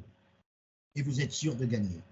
Voilà des méthodes. Je vois que la jolie Kadi est venue nous rejoindre avec un beau sourire. C'est son portrait, mais son beau sourire me donne du punch. Voilà. Alors, bon, je continue. Je suis donc en train de terminer avec vous, je vais bientôt terminer, le remplissage. Donc, tous ceux qui ne sont pas arrivés à l'heure auront le remplissage du livret 1. Je suis arrivé à la page 9. Cette page 9, c'est d'expliquer, mais là, je le ferai avec vous pour chacun d'entre vous, d'expliquer votre programme, si c'est vous qui avez la responsabilité. C'est des choses que vous pouvez commencer à remplir et moi, je corrige avec vous. Et ensuite, ça, je l'ai fait aussi avec Ara, il l'a fait lui-même avec moi aussi, c'est la fréquence des différentes missions à la page 9 et la fréquence dépend de chacune et chacun d'entre vous. Donc, lors de rendez-vous individuels, on en discute. Et ça, Moumine, il peut vous le dire, Aurélie, il peut vous le dire, et Pasteur, il peut vous le dire. On a à chaque fois, alors les annexes, ce sont vos expériences professionnelles que vous allez numéroter, expérience, vous allez faire EP1, EP2, EP3, EP4, EP1 étant la dernière en chronologie que vous avez fait. Si vous avez fait qu'une seule entreprise, il m'est arrivé d'avoir un candidat l'année dernière qui a connu son cabinet, ça fait 30 ans, et qui est toujours dans le même cabinet. Mais il a commencé comme apprenti et il est fini comme associé. Eh bien, il a fait plusieurs parties de son expérience professionnelle en tant qu'apprenti, en tant que collaborateur, en tant que chef de mission, etc. Donc, même s'il était dans la même entreprise, par rapport aux fonctions occupées, il avait 5 divisions de son expérience professionnelle jusqu'au niveau d'associé non expert. Mais c'est lui, ce garçon, qui ne connaissait rien en commissariat, qui a eu 18 à l'épreuve orale suite à nos préparations. Parce que dans nos préparations, les amis de DEC VAE, vous êtes, j'allais dire, obligés, non, vous êtes invités tous les samedis matins du 1er février jusqu'au dernier samedi précédant l'épreuve officielle du DEC écrit. Vous êtes invités tous les samedis matins à suivre les cours de l'UV1 et de l'UV2 du DEC traditionnel. Et Francis, dans votre livret 2, vous remet une attestation bien détaillée à votre nom, dans laquelle il précise que vous avez assisté à tous les cours UV1 et UV2 du mois de mai du mois de février jusqu'au mois de mai, et que vous allez suivre les cours du mois de septembre jusqu'au dernier samedi d'octobre, précisant la VAE, DEC. Voilà. Est-ce que c'est pas beau tout ça? Et grâce à ces attestations, en 2022, il y en a, je ne sais pas combien, je vous le dis. En 2023, je n'ai pas compris le jury. Hein. C'est un jury catastrophique. On n'a jamais vu ça dans ma vie professionnelle. Hein. J'ai 50 ans d'expérience dans les jurys. Je n'ai jamais vu des connards comme ça. Suite à mes différentes remarques et critiques que j'ai formulées tout au long de l'année 2024 sur les conséquences du jury 2023, il y a eu beaucoup de changements dans les jurys. Je ne vais pas préciser pourquoi. J'étais présent, mais sans que personne le sache. J'étais vraiment présent et il y a eu des changements dans les jurys de 2024 parce que tout le monde avait l'impression, Arrêt peut le confirmer, que le jury avait, contrairement à l'année 2023, regardé votre livret 2. Parce qu'en 2023, il y a beaucoup de candidats que j'ai retrouvés qui n'étaient pas avec moi en 2023, mais qui sont venus me retrouver en 2024, qui avaient l'impression que le jury n'avait pas, et tu peux en citer des exemples, Lara, le jury n'avait pas regardé le livret 2. Est-ce que tu confirmes ce que je viens de dire, Lara? Oui, bien sûr, en 2023, c'est vrai, il y avait beaucoup de candidats, donc on a constaté, d'après le débriefing, comme quoi les jurys n'ont pas regardé le livret 2. Par contre, en 2024, là, vraiment, ils ont regardé, ils ont même noté les numéros de page, ils ont noté les questions, et vraiment, c'est en 2024. Bon, parce que bon, il y a eu Francis qui avait fait des réclamations et tout, et il me semble que c'est à cause de ça que. Ah ouais. Tu sais, tout le monde l'avait lu, et puis mes copains qui sont dans le jury aussi, ils m'avaient dit, dis donc Francis, depuis que tu as fait ça, il y a des réunions tous les matins, parce que je disais, le jury commence à travailler le lundi en VAE sans réunion préalable. C'est quand même pas normal. Et je dis, mais on ne sait même pas comment ça va. Donc ils ont instauré, sur mes recommandations, tous les matins de la VAE à 9h, il y avait une réunion de tous les jurys de la journée. Parce qu'il y a des gens qui ne vont pas aux 5 journées. Tous les jours, il y a des jurys qui changent. Donc, tous les matins, M. Chadefaux, qui n'avait jamais fait ça, a été obligé de faire une réunion le matin, une petite réunion du soir pour faire un débriefing, chose qui n'existait pas les années précédentes. Et Francis, il est heureux d'avoir instauré ce système. Vous êtes d'accord avec moi, mon grand ? Oui, oui, bien sûr. Par contre, j'ai quelque chose encore à ajouter, parce que pour les candidats, au niveau de l'expérience, quand vous allez faire l'exposé, ou bien au niveau de livre 2, c'est-à-dire les travaux que vous avez réalisés, il ne faut pas mentir. Hein, parce que si, par exemple, quelqu'un n'a jamais fait de l'audit, et il va dire que j'ai effectué des missions. Donc, si le jury va poser des questions pour savoir quelle est la démarche d'audit, quel est le seuil de signification, le seuil de planification, donc là, ils vont savoir que comme quoi c'était du baratin. Donc, il faut essayer de dire sur le livre 2, bien sûr, c'est appuyé par des attestations.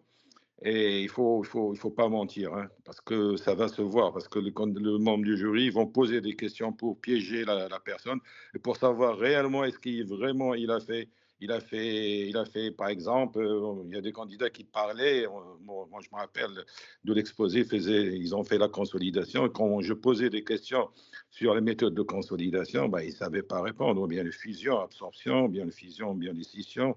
Donc ça c'est un peu les missions à très valeur ajoutée de l'expert comptable. Bon, à part les missions traditionnelles, la comptabilité, les déclarations fiscales, les sociales et tout, mais l'expert comptable aussi, il doit avoir l'expérience au niveau de l'audit, commissariat aux comptes, et bien sûr, bon, si on n'a pas fait de consolidation, il ne faut pas dire que j'ai fait de la consolidation, parce qu'il serait piégé, ce n'est pas une bonne chose.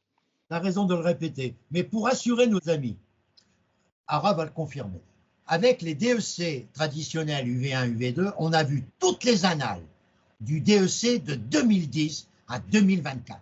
On a vu toutes les annales du certificat préparatoire au commissariat aux comptes de 2013 à 2023. On a vu tous les annales du certificat final du commissariat aux comptes de 2013 à 2023. Et puis, on a fait aussi le DSCG UV1 et DSCG UV2. Vous vous rendez compte tout ce que vous allez voir et qui vous rapproche. Alors, il y a des amis des années 2022, 2023, qui n'avaient pas fait de commissariat. Qu'est-ce qu'ils ont fait?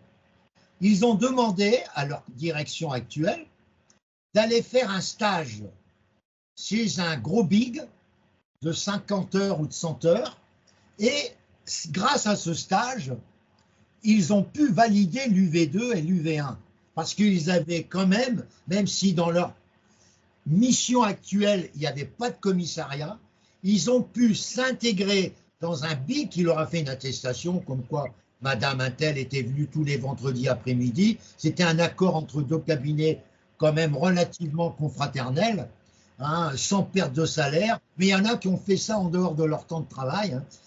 Ils récupéraient le samedi matin pour pouvoir combler un peu leur absence du vendredi après-midi. Donc il y a 3 candidats qui ont fait ça. Et ces 3 candidats ont eu l'UV1, l'UV2. Et sur les 3, il y en a 2 qui sont experts comptables. Sans ces travaux peut-être, mais là, avec l'attestation de Francis, comme quoi je précise que vous avez fait toutes les annales, que certains ont même présenté à l'oral le certificat préparatoire au CAC, et là je vais le demander en février, que tout le monde passe ce certificat d'oral, ça vous donnera un plus extraordinaire parce qu'on va vous poser des questions là-bas sur votre façon de voir le commissariat. D'ailleurs, je demanderai à ce candidat qui a eu 18, que connaît bien sûr Ara, qui est de la Réunion, hein, et qui vous expliquera les questions qu'il a eues. Et ça vous donnera envie d'aller passer cet examen à Paris et d'avoir une attestation comme quoi vous avez le certificat, comme si vous avez passé toutes les épreuves.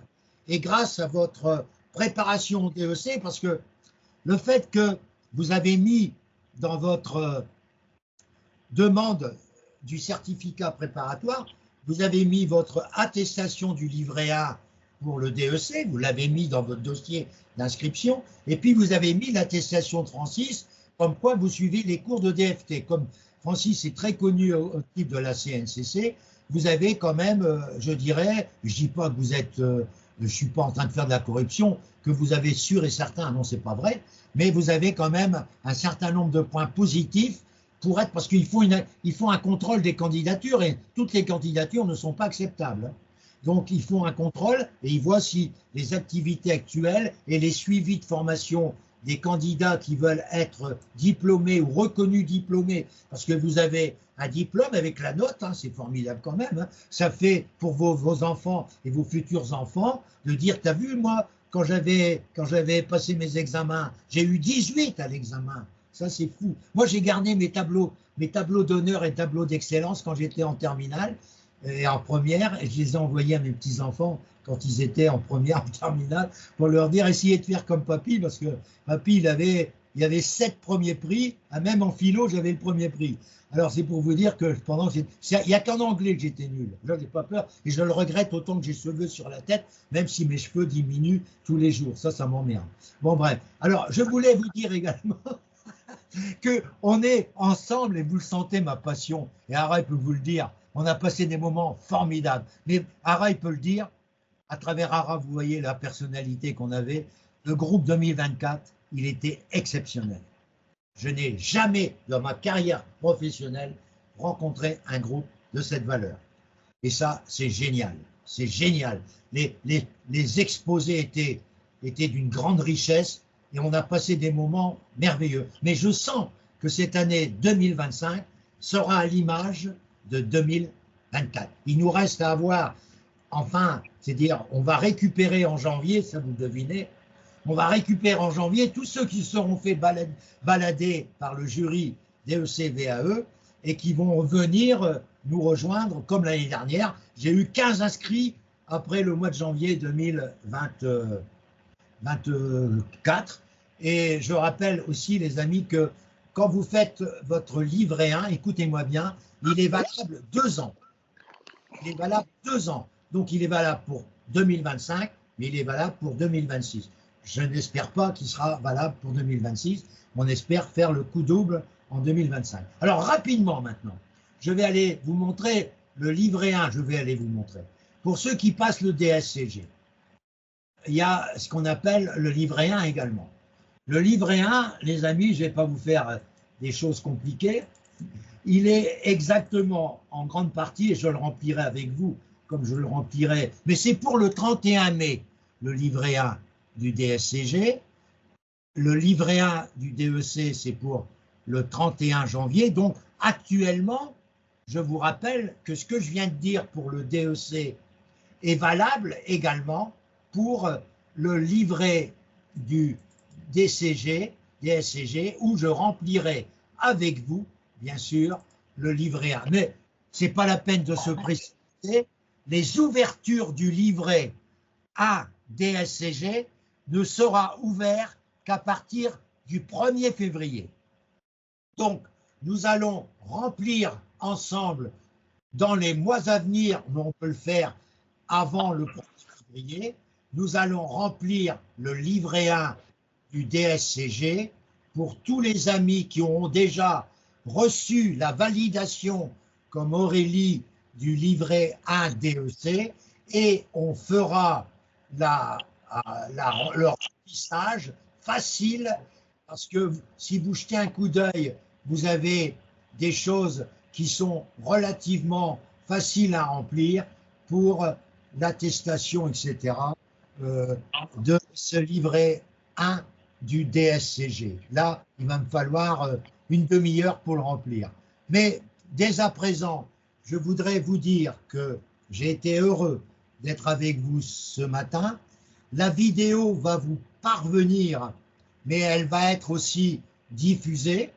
C'est la diffusion. Je remercie tous mes amis de 2024 qui ont bien voulu s'associer, et même ceux qui avaient déjà le livret 1 validé, ou ceux qui avaient déjà le livret 1 envoyé et qui ont bien voulu être présents ce matin. Ça me fait énormément plaisir et je vous souhaite à tous une bonne fin de journée. Je vous retrouve, pour certains d'entre vous qui veulent savoir comment ça se passe, je vous retrouve demain matin pour accompagner les mémorialistes. Il m'en reste plus que 3 par ordre chronologique, à 8h30, 9h et 9h30, une demi-heure pour chacun d'eux. Hein, c'est 3 mémoires. L'un, c'est sur l'aspect de le problème de mieux vivre dans un cabinet. Le deuxième, c'est sur un aspect de contrôle de gestion. Et le troisième, c'est sur le foot en particulier.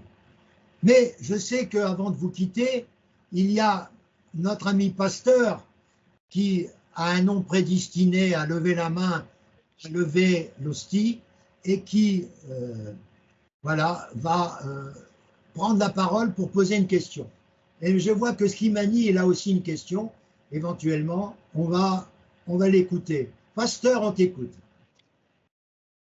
Oui, Francis, merci encore une fois de plus de la brillante présentation. J'aimerais juste savoir, est-ce que la non-accessibilité au DEC VAE donne par ricochet d'office l'intégration au DSCG VAE? 2 dossiers différents, il n'y a pas de réintégration. Mais pourquoi, à travers ce qu'on a rempli, pourquoi tu n'aurais pas? Alors là, je change de métier si tu n'as pas ton livret invalidé, pasteur. Je change de métier, je me mets boucher charcutier à partir du 1er janvier. Je te rassure, on va valider ça cette semaine et tu l'envoies au plus tard vendredi. Je te demande maintenant de faire confiance à Francis. Les 2 dossiers sont différents, il n'y a pas de ricochet et les gars ne vont pas savoir si tu as passé le DEC, ils ne vont pas savoir si tu as préparé le DSCG. Voilà, c'est 2 choses différentes, je te rassure. Mais même si tu passes le DSCG et le DEC, ce n'est pas un inconvénient pour le jury. Au contraire, c'est une satisfaction de savoir que le candidat veut passer les deux épreuves compte tenu qu'il n'a pas académiquement, j'ai bien dit, le DSCG, mais pratiquement par ses expériences, il vaut beaucoup plus que le DCG, à telle enseigne qu'il a validé son livret 1 DEC. Donc ça veut dire qu'on te considère comme apte à présenter ton livret DEC. Mon ami Slimani, tu as un problème, tu me dis quoi? Tu peux commencer, c'est une question que j'ai vue parce que tu n'as pas ouvert ton micro, tu peux commencer dès demain. Tu as les doodles qui t'ont été envoyés, tu prends un rendez-vous sur le doodle, tu ouvres ton livret 1 et on le remplit quand tu veux, mon cher ami. Vous êtes avec moi dès aujourd'hui et vous pouvez prendre les rendez-vous que vous souhaitez dès aujourd'hui pour lundi matin, tous les rendez-vous possibles de demi-heure que je vous ai proposés. Il y a quand même, il ne faut pas l'oublier, une priorité réservée à ceux qui passent la soutenance cette semaine, comme Leslie, qui demain matin, lundi, comme lundi matin, a pris un rendez-vous avec l'île de la Réunion. Il y a 3 heures de décalage actuellement à l'île de la Réunion, il est 15 heures, et chez nous, il va être midi. Donc, Leslie, elle va prendre un rendez-vous vers 8 heures, ce qui fait 11 heures, et ensuite, elle va partir directement au rectorat après son passage avec moi. Elle m'a dit qu'il y avait 20 à 30 minutes de route pour aller au rectorat, et elle va passer son examen mémoire à 14h30, heure de la Réunion, soit, vous l'avez compris, 11h30, heure d'Arcueil, et c'est l'heure où les gars, ils ont faim, et ça ne dure pas très longtemps, parce que à 11h plutôt, c'est à 11h. Ils ont faim, ils vont manger à midi, puis ils reprennent à 13h30. Souvent, ils ont faim, et ça ne dure pas très longtemps.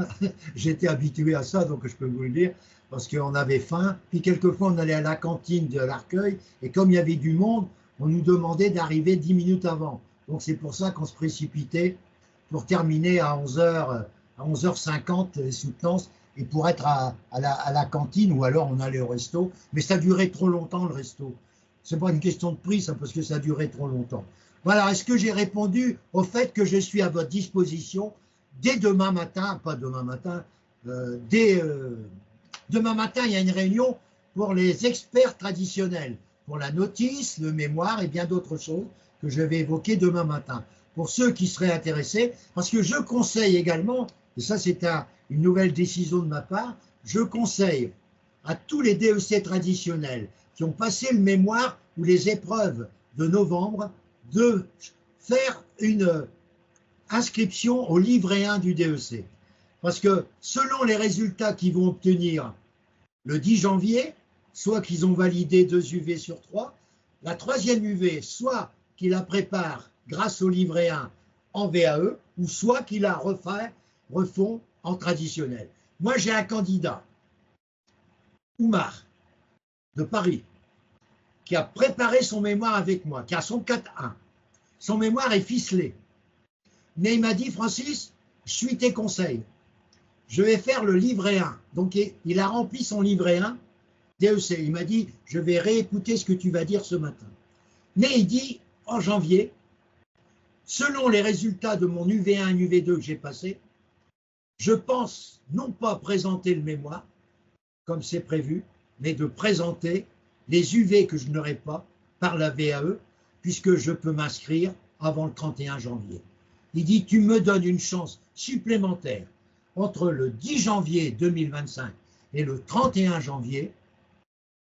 Non, parce que j'ai déjà déposé mon livret 1, je dis une bêtise, mais tu me donnes une chance du 10 janvier au 28 février, qui est la date limite pour déposer un mémoire, de bien réfléchir entre le 10 janvier où j'ai eu mes résultats et le 28 février où je dois déposer mon dossier DEC traditionnel pour savoir si je fais le DEC par la voie, si je termine mes UV par la voie traditionnelle ou par la VAE.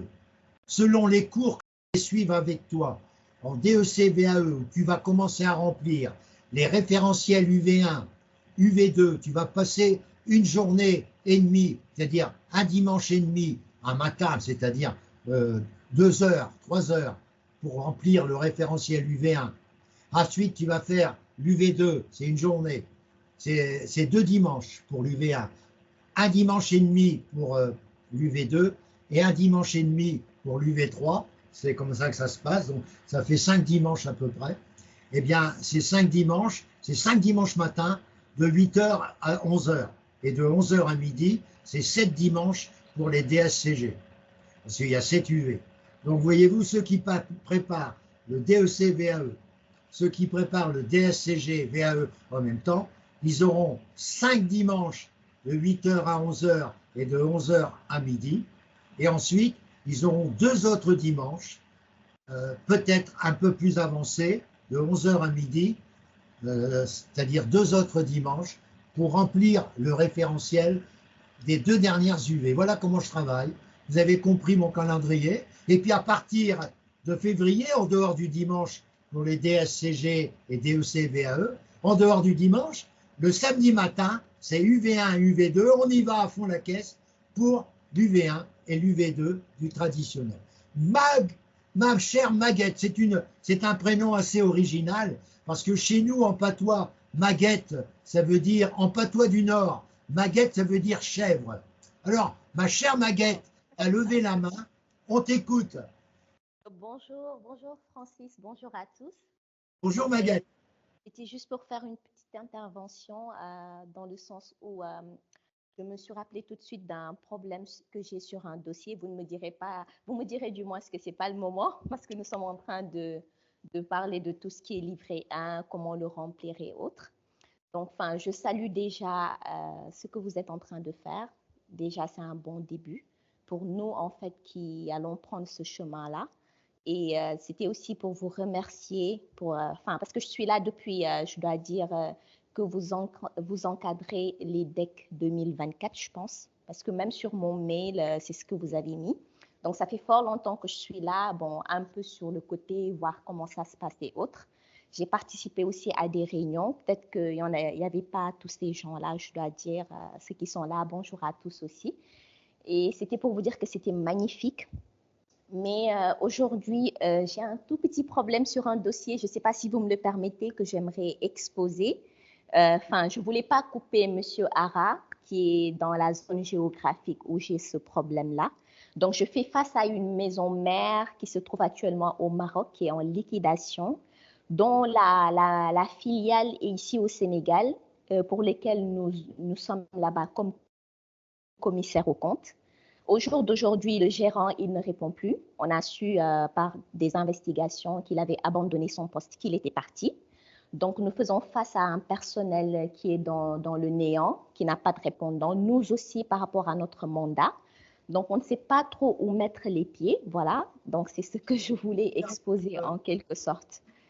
Je pense y avoir l'écoute de nos amis du Maroc qui sont à 2. Normalement, Marin est reparti, mais il y a notre expert que tu vois sur la liste, la Slimani, que je ne connais pas, mais il m'a fait tellement un beau message hier que je n'ai pas résisté à diffuser son message en cachant bien sûr sa véritable identité. Mais tu le vois là, et tu as son nom, c'est Slimani. Tu le verras parce que les courriels de Hara, je vais les mettre, les courriels d'Hara, en visible. Donc tu pourras te rapprocher d'Hara et de nos amis marocains que tu verras en visible et qui pourront peut-être t'aider à retrouver la trace de ce gérant ou de cette société. C'est tout ce que je peux te souhaiter. Merci beaucoup, Francis. C'est ça le rôle de Francis, c'est de rapprocher. Ah oui, alors, tu vois, Slimani t'a déjà dit « Ok, avec plaisir, Maguette ». C'est super. Merci beaucoup, Slimani. Ça serait avec plaisir aussi que je te recontacterai, disons, à partir de lundi, pour qu'on puisse en discuter. Donc, vous avez la vidéo qui va apparaître sur votre compte Skype, que vous allez conserver cette vidéo avec la date. Et moi, je vais la mettre, comme tu le sais, je vais la mettre en diffusion, mais je vais vous la redistribuer par WeTransfer ou, bien sûr, par Gros Dossier, un des 2 sites qui transfèrent des gros dossiers. Sur ce, je vais aller déjeuner, parce que ce soir, on a beaucoup de monde à la maison et j'ai beaucoup de choses à faire pour aider madame. Hein. Donc, je vais vous souhaiter une très bonne fin de journée. J'étais ravi de cette réunion à laquelle vous avez peu participé, mais moi j'ai beaucoup parlé. C'est vrai que quand Francis y prend la parole, c'est très difficile à lui couper, mais je suis ouvert et vous le savez bien. Et je suis très content parce que j'ai pu discuter avec certains et certaines d'entre vous. J'ai vraiment envie de faire des choses formidables avec vous et on va en faire. Et j'aimerais que les 2 épreuves qu'on va préparer pour certains d'entre vous soient atteintes et ce serait pour moi une joie immense. Parce que pour moi, voyez-vous, des messages comme ceux que j'ai reçus là, que j'ai diffusés, c'est beaucoup plus que des milliers d'euros pour moi. Mon cœur, il a besoin de ça. Et je suis un gars très sensible. Et quand on reconnaît mon travail, c'est quelque chose qui me fait énormément plaisir. Alors merci à tous ceux qui ont bien voulu donner leur avis et je les remercie vraiment profondément. Juste une petite question. Vas-y, mon Juste une petite question. Et juste une précision, est-ce que le CV est obligatoire en fait? Il faut joindre le CV là au livre 1. Ouais, en principe, il est obligatoire. Okay. Mais tu peux l'ignorer parce que avec toutes les diplômes que tu as cités et toutes les expériences professionnelles, le CV, il y en a beaucoup qui ont mis le CV en plus. Hein. Je te le dis, dans les pièces jointes, il y a aussi la carte d'identité, le passeport, etc. Et puis, on parle du CV dans les pièces à joindre. Mais c'est pas, moi, j'ai vu des candidats avec le CV et j'ai vu des candidats sans CV. Et ça passait quand même. Hein. Je te rassure. Ok, autre précision. Est-ce que ce livre 1 est-il valable pour le DCG VAE et le DEC VAE en même temps? Ou bien il y a 2 livrets 1 qu'il faut déposer? 2 dossiers, je viens de le dire. Quelqu'un a posé la question tout à l'heure en disant si on n'a pas le DEC VAE, on est automatiquement remis dans le DSCG. Non, il faut faire 2 dossiers différents. Voilà, j'ai répondu, mon grand. Donc, si tu veux passer le DSCG, c'est ce que je te demande. Dès le mois de janvier, on va faire à fond pour la fin de cette année, donc le plus tôt possible, Moumine. Et tous. Mais Moumine, tu as déjà fait ton livret 1, toi? C'est déjà fait. Mais bon, il va falloir cette précision-là. Parce que déjà, le livret 1, lorsqu'on le dépose, est-ce qu'il est valable pour le 2 à la fois ou bien il faut déposer 2 livrets 1? Il faut refaire un dossier DEC parce qu'il ne se présente pas de la même manière. Il est beaucoup plus simple à remplir, le DSCG. Beaucoup plus simple. Mais tu as l'obligation de faire des certificats de travail. C'est plus pointu en certificat de travail que pour le DEC. C'est assez marrant, mais c'est comme ça. Tiens, je te vois, c'est beau de te voir comme ça. Ben non, mais c'est vrai, hein, c'est vrai. Moi, je perds mes cheveux, mais toi, c'est encore pire. Hein. Tu es plus précoce que moi au niveau chevelure. Mais il faut bien rigoler. Moi, j'aime bien voir mes gars quand même, parce qu'il n'y a que moi qui est souvent sur l'écran, donc on est bien là tous les deux. Mais tu as bien compris qu'on fait les 2 dossiers, mon grand. Et puis, on gagne aux 2.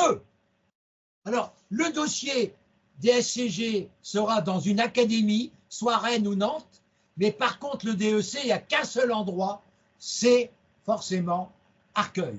Sauf pour nos candidats outre-mer, français, ou d'origine étrangère, mais habitant outre-mer, en France, vous pouvez passer à distance. Mais on est en train de se battre pour que nos amis étrangers puissent passer l'épreuve de DEC-VAE à Cotonou, au Bénin, en distance. Ça t'arrangerait, pour certains d'entre vous, de passer au Bénin? C'est moins de déplacement, moins cher, moins coûteux, quoi. Hein, moi, je lui dis ça, j'en sais rien, moi. Mais on est en train de se battre pour ça. Si vous souhaitez que je me batte, je vais me faire. Si vous dites, mais ce serait mieux dans mon pays, je suis d'accord avec vous, hein, ce serait mieux parce qu'il y a toujours ce qu'on appelle des ambassades en France qui sont dans certains pays. Et bien souvent, les ambassades peuvent proposer leur concours pour des examens à distance. À vous de vous rapprocher du consulat. Et pour les candidats, c'est formidable d'économiser des frais de déplacement. Mais vous savez que Paris, c'est quand même une belle ville. Hein. Passer quelques jours à Paris, c'est quand même un moment de passer quelques jours entre un examen et la visite des principaux monuments parisiens et surtout de Notre-Dame qui va être inaugurée une nouvelle fois durant ce mois de décembre. Voilà, voilà. Mais on aura l'occasion d'en discuter. Je répète que vous pouvez prendre des rendez-vous dès la semaine prochaine pour remplir votre livret 1. Pas de problème. Et si vous êtes pressé, vous pouvez remplir avec moi le deuxième livret 1 DSCG sans aucun problème. On passera plusieurs demi-heures, mais on le fera selon vos désirs. Profitez parce que actuellement, c'est une période creuse pour moi, parce que j'ai plus de mémoire important, j'ai que des mémoires à écrire et j'ai que des notices à écrire, et puis j'ai que des livrets 1. Donc c'est pour moi, il n'y a jamais de période creuse, mais je suis moins chargé que celle qui va arriver en janvier, où j'aurai tous les mémoires à travailler, à lire, etc. Et là, c'est forcément chargé. Donc, on va faire le maximum pour qu'on fasse tout en novembre. Allez, à très bientôt. Et je vous laisse. Hein. Bon après-midi et à demain pour certains. Salut à tous.